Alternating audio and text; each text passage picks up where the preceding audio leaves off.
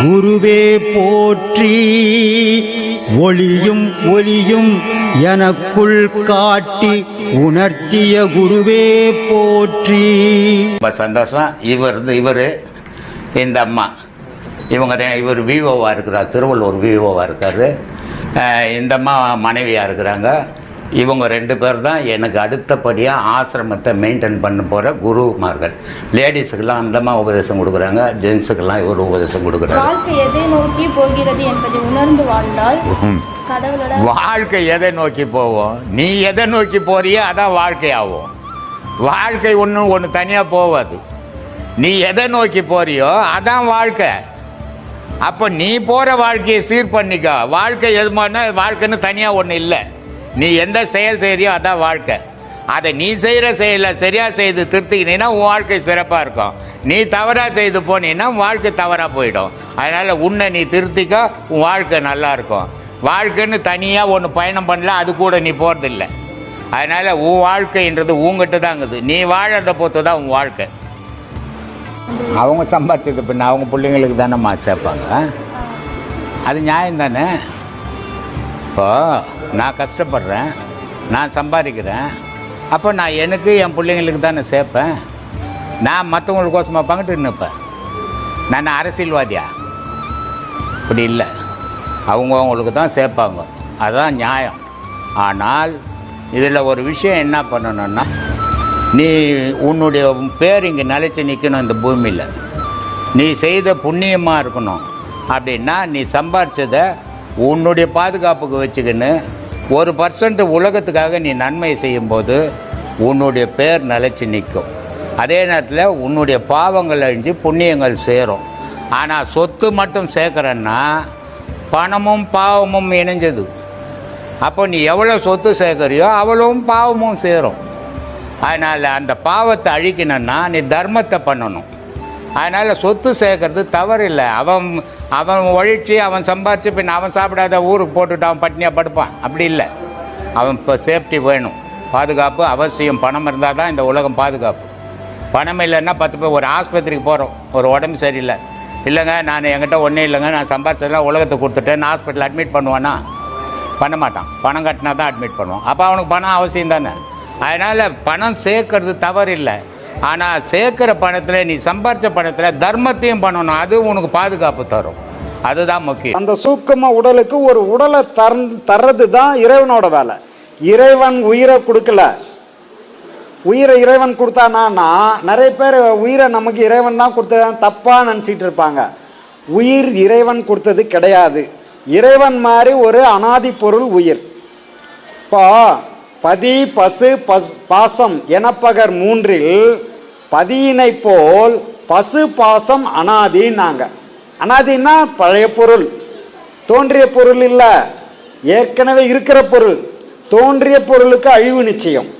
இது ஏற்கனவே இருக்கிற பொருள். அதனால பதி பசு பாசம் எனப்பகர் 3இல் பதியினை போல் பசு பாசம் அனாதி. பதி அணுகில் பசு பாசம் நில்லாவே. இப்போ பதின்ற இறைவன் கிட்ட வந்துட்டா அங்கே பசுவோ பாசமோ நிற்க முடியாது. இறைவனோட கலந்துரும். அப்படிதான் இந்த ஆன்மா உடல் எடுக்க போகும்போது பதியை கலந்து பதியோட இருந்து அது கொடுக்குற உடலை, அது கொடுக்க அந்த கருவி கரணங்களை பூட்டி இறைவன் அனுப்பார். அந்த கரணங்களை 4 விஷயத்தை இறைவன் அங்கே பூட்டலைன்னா உனக்கு இங்கே வாழ்க்கையே கிடையாது, உடல் கிடையாது. இதையெல்லாம் அங்கேருந்து பூட்டி அனுப்புகிறாரு அவர். அமிச்சதுக்கு அப்புறம் தான் நீ இங்கே வர ஒரு தாயோட கருப்பைக்குள்ளே போக முடியும். கருவி கரணங்கள்லாம் அப்போ தான் உனக்கு உள்ளே இருந்து தான் உருவாகுது. ஆனால் அந்த கரணங்கள 4 விஷயம் உன்னோட இறப்பை முடிச்சதுக்கப்புறம் அதை பூட்டினாதான் ஆன்மா அங்கேருந்து வரும். இப்படி ஒவ்வொன்றத்தையும் இறைவன் திரும்ப பூட்டி அமிச்சிக்கிட்டே இருக்காரு. அவருக்கு வேறு வேலையே இல்லையா? இதுதான் வேலையானா இதுதான் வேலை. ஆனால் இதுக்கு காரணம் என்னன்னா, இந்த சுமந்துன்னு போகுது பார்த்தீங்களா, சூக்கம உடல் இங்கேருந்து சுமந்துட்டு போத அதை வச்சு தான் அங்கே உடல் கொண்டு வர வேண்டிய வேலை அதுக்கு. அப்போ தான் அவர் பூட்டுறார். இல்லைன்னா எந்த பாவ புண்ணியமும் இல்லை, நில் பேலன்ஸாக போயிடுச்சுன்னா ரிட்டர்ன் கிடையாது. அங்கேயே இறைவனோட ஐக்கியம், பிறவி கிடையாது. ஆனால் நில் பேலன்ஸாக போகலையே, அந்த கொண்டு வந்த சஞ்சித கர்மா, ஆகாமிய கர்மா. அந்த கர்மா 2 கர்மாவே 2 மூட்டையாக தூக்கின்னு போயினுது. பாவம் ஒன்று புண்ணியம் ஒன்றுன்னு 2 மூட்டையும் தூக்கின்னு போய் திரும்ப பிறவி எடுத்துக்கிட்டு வருது. எந்த மூட்டையும் எல்லாத்தையும் இங்கேயே காலி பண்ணிட்டு நில் பேலன்ஸில் போயிட்டா பிறவி கிடையாது. சரியா? அப்படி இந்த உடல் உடல் இல்லைன்றதுனால ஆன்மா இங்கேயே சுற்றின்னு இருக்குமானா கிடையாது. தனித்து இயங்க முடியாது. உடல் இல்லாமல் ஆன்மாவால் இயங்க முடியாது. அதனால் உடனடியாக போய் உடல் எடுத்துக்கிட்டு வந்துடும். மீண்டும் பிறவி சுழற்சியில் மாட்டிக்கும். அதுலேருந்து தப்பிக்கிறதுக்கு தான் இந்த பாதை பயணம். இது நம்ம சீடரோட கேள்வி சாமி. என்ன சொல்றாங்கன்னா, இப்போ 6 மாசம் முன்னாடி நான் நல்லா பாடம் பண்ணேன். இப்போ 2 மாசமா எனக்கு அந்த இன்ட்ரெஸ்ட் இல்லை. 6 மாசத்துல நான் அந்த அனுபவத்தை 2-3 மாசம் பண்றேன், என்னால முடியல. சரி, நான் அந்த பாடம் போட்டு வெளியில போறேன்னா இல்லை எப்படி இல்லை நான் கரெக்டாக தான் பண்றேன்னா? சரி, நிறைய பேர் இந்த மாதிரி கேட்கறாங்க. என்ன சாமி இது? ஒன்று அது ஒரு பெரிய விஷயமே. பாதைக்கு போறாங்களா? ஏன் அந்த 6 மாசம் முன்னாடி வந்த அனுபவம் இப்போ இல்லை, இன்ட்ரெஸ்ட் இல்லை, அப்படி இப்படின்னு புலம்புறாங்க. இது என்ன சாமி? எப்படி? ஒன்றும் இல்லை, சிம்பிள். இது நல்லா புரிஞ்சு. நம்மளை இப்போ இங்கே உட்காரும் போதே குமையுது. ரூமை மூடிட்டு உள்ளே போய் உட்காருன்னா அடப்பா குமைச்சல்ல யார் உட்காடுறாங்க, விடுப்பா கதை நாளைக்கு பார்த்துக்கலாம், அப்படி தானே வரும். ஏவா இது ஒரு பெரிய கஷ்டம். அப்போ குளிர் நான் ஆட்டோமேட்டிக்காக ஒரு ரூமில் போய் முதல்ல கதவை மூடு உட்காரு பாடத்துலன்னு போயிடுறோம். கொஞ்சம் குளிரோ ஒரு மிதமான இடமோ இருக்கும்போது அதுக்கான சூழல் அமையணும். இந்த சூழ்நிலை சரியில்லை. வெயிலில் ஃபேனை போட்டு ஏசி போட்டாலே புழுக்கம்பா யாருப்பா போய் ரூமில் உட்காருவான்? நீ வேற பாடத்தை பற்றி இப்போ போய் கேட்டுன்னு. இந்த வெயிலில் அதெல்லாம் சாத்தியம் இல்லை, ரொம்ப கடினம். அதனால சில பேர் எவ்வளோ பேர்த்து ஊற்றாலும் பாடம் பண்ணியே ஆகணும், ஐயா பாடம் கொடுத்தார் பாடம் பண்ணியே ஆகணும், குரு சொன்னதை நான் செய்தே ஆகணுன்றவங்க அந்த வைராக்கியத்தில் போய் உட்காருவாங்க.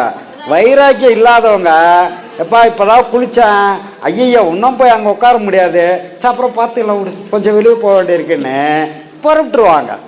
அதனால இப்போதைக்கு அப்படி தான் இருக்கும். இந்த வெயில் காலம் போட்டோம்பா எல்லாம் நல்லா பாடம் பண்ணுவாங்க. இப்போ ஜீவ சமாதி தான் இருக்கு சாமி. மொத்தமா மூடிடுறாங்க சாமி. மொத்தமா க்ளோஸ் பண்ணிடுறாங்க. யாருப்பா அது? ஜீவ சமாதி மொத்தமா கல்லு போட்டு க்ளோஸ் பண்ணிடுறாங்க. ஓ அது சொல்றியா? ஆற்றல் எப்படி சாமி வரும்? எந்த கேப்பும் இல்லாமல் எப்படி ஆற்றல் வரும்? ஆன்மாவை உன்னால பார்க்க முடியுமா? பார்க்கலாம். அந்த பாடம் மூலியமா குரு பாடம் மூலியமா விட்டுடு. பாடம் மூலம் நீ எல்லாத்தையும் பார்க்கலாம். சாதாரண பார்க்க முடியாது இல்லையா? ஆன்மா இன்விசிபிள். உயிரை பார்க்க முடியுமா? பார்க்க முடியாது. இன்விசிபிள், பார்க்க முடியாது, கண்ணுக்கு தெரியாது. ஆனால் பார்த்தவங்கெல்லாம் இங்கே இருக்கீங்க தானே? எல்லாம் நம்ம பாடம் வாங்கினவங்கெல்லாம் பார்த்தோம். உணர்றது என்னம்மா? பார்த்தோம்மா. என்னம்மா எப்படி சொல்லிட்ட? பார்த்தீங்களா இல்லையா? நீங்கள் பார்த்தோம். உயிரை ஜீவ ஜோதியை பார்த்தோம் இல்லையா? அப்போ முயற்சி செய்தால் பார்க்கலாம். அது மாதிரி சில விஷயங்கள் பார்க்க முடியும். ஆனால் எல்லாருக்கும் முடியுமானா முடியாது. பாடம் வாங்கினவங்களுக்கு இன்விசிபிளாகவும் இருந்தாலும் கூட பார்க்க முடியும். அதுக்கான ஆற்றல், அதுக்கான வழிமுறைகள் நமக்கு ஐயா கொடுத்துட்டு போனார், சொல்லிட்டு போனார், நம்ம பார்த்தோம். அது மாதிரி எல்லா விஷயத்தையும் பார்க்கலாம். ஆனால் அதுக்கான பயணம் நம்மக்கிட்ட அந்த வைராக்கியம் பாடம் பண்ணுறதுக்கே அந்த வெயில் காலத்தில் முடியலன்னு இருக்கும்போது இந்த வைராக்கியம் இல்லாமல் எப்படி பண்ண முடியும்? வைராக்கியம் இருந்தால் எல்லாத்தையும் பார்க்கலாம், இறைவனையே பார்க்கலாம், இறைவனையே உணரலான்ற நிலையில் இருக்கும்போது நமக்குள்ளே இருக்கக்கூடிய ஆன்மாவை நம்மளால் பார்க்க முடியாமல் போயிடுமாண்ணா? தாராளமாக பார்க்கலாம். அதுக்கான முயற்சியும் அந்த விடாப்புடியும் வைராக்கியமும் அவசியம். இந்த படத்தில் அடுத்த ஸ்டெப்புக்கு போனோன்னா வைராக்கியம் அவசியம். எதை வேணாலும் இழப்பம்பா நான். ஆனால் நான் ஆன்மாவை பிடிக்காம பார்க்காம விட மாட்டேன்பான்னு உட்காந்தா பார்த்துடலாம். விருப்பம் இருந்து ஏதாவது செய்யணும்னா நம்ம ஆக்சிஸ் பேங்க் அக்கௌண்ட் இருக்கு, இங்க QR கோடு இருக்கு, அதுல உங்களால முடிஞ்சதை நீங்க செய்யலாம். அன்பே சிவம் மனமே குரு என்றுணர்த்திய குருவே போற்றி. சத்தும் சித்தும் எதுவென்று உணர்த்திய குருவே போற்றி. எனக்குள் இறைவனை உணர வைத்த குருவே போற்றி. நித்திய ஆனந்தமான நித்யானந்த குருவே போற்றி. குரு பிரம்மஸ்ரீ நித்யானந்தரே போற்றி போற்றி. ஆகாமியத்தை உணர வைத்த குருவே போற்றி. இன்ப துன்பம் நாட்டம் எதுவென்று உணர்த்திய குருவே போற்றி. ஈசனை